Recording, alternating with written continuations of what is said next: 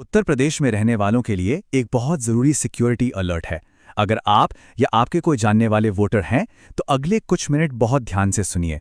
चलिए सीधे मुद्दे पर आते हैं।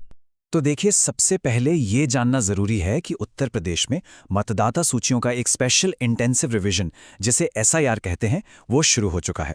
अब ये एक बिल्कुल नॉर्मल सरकारी प्रक्रिया है, जिसमें अधिकारी वोटर लिस्ट को अपडेट करते हैं। लेकिन इसी प्रक्रिया की आड़ में एक नया खतरा सामने आ गया है। और यहीं पर हमें और आपको बहुत सावधान रहने की जरूरत है। इस ऑफिशियल काम का फायदा उठाकर कुछ धोखेबाज लोग ठगी करने की फिराक में हैं। ये मामला काफी गंभीर है और हमें इसके लिए पूरी तरह तैयार रहना होगा। तो सवाल ये है कि ये ठगी आखिर है क्या और ये काम कैसे करती है। इसे कहते हैं फेक ऑफिशियल स्कैम। इसमें होता ये है कि धोखेबाज लोग सरकारी अफसर बनकर आपकी पर्सनल जानकारी चुराने की कोशिश करते हैं। चलिए जरा इसको और गहराई से समझते हैं।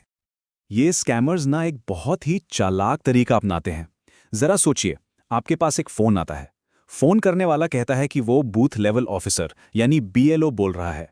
फिर वो एक टेंशन का माहौल बनाता है, कुछ इस तरह, अरे आपकी वोटर डिटेल में तो गड़बड़ी है, इसे तुरंत ठीक करना पड़ेगा, नहीं तो दिक्कत हो जाएगी। और बस इसी घबराहट का फायदा उठाकर वो आपसे आपकी पर्सनल जानकारी मांगना शुरू कर देता है और दबाव डालता है कि आप उसे फौरन बताएं।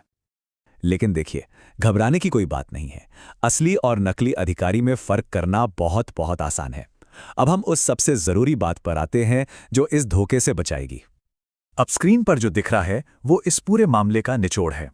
एक नकली अधिकारी, मतलब एक धोखेबाज, हमेशा ओटीपी, पासवर्ड, बैंक अकाउंट की डिटेल या क्रेडिट डेबिट कार्ड नंबर जैसी चीज़ें मांगेगा। वहीं दूसरी तरफ एक असली अधिकारी सिर्फ और सिर्फ वोटर लिस्ट से जुड़ी जानकारी ही पूछेगा, जैसे कि आपका नाम या पता कंफर्म करना, बस। इस एक बात को हमेशा के लिए याद रख लीजिए। एक असली बूथ लेवल ऑफिसर हो या कोई भी सरकारी कर्मचारी, वो आपसे फोन पर कभी भी, मैं फिर से कह रहा हूं, कभी भी आपकी बैंक से जुड़ी या कोई लॉगिन जानकारी नहीं मांगेगा। अगर कोई ऐसा कर रहा है तो वो 100% एक धोखेबाज है। तो चलिए अब हम उस एक नियम पर आते हैं जिसे कभी भी किसी भी हालत में तोड़ना नहीं है। ये आपकी सुरक्षा का सबसे मजबूत कवच है। तो वो एक नियम क्या है जो हमेशा याद रखना है? नियम बहुत सीधा और साफ है। कुछ ऐसी जानकारियां हैं जिन्हें फोन पर कभी भी किसी के भी साथ शेयर नहीं करना है। चलिए इसको और साफ साफ समझ लेते हैं।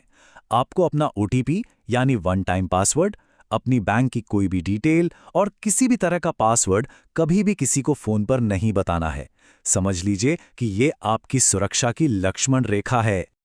तो इस पूरी बातचीत का मतलब ये है कि हमें खुद भी अलर्ट रहना है और अपने आसपास के लोगों को भी सेफ रखना है। याद रखिए, आपका वोट और आपकी सुरक्षा दोनों आपके ही हाथ में है। जैसा कि कहा भी गया है, सावधान रहें, सतर्क रहें। आपका वोट, आपकी सुरक्षा, ये सिर्फ एक नारा नहीं है, बल्कि आज के डिजिटल जमाने की सबसे बड़ी जरूरत है।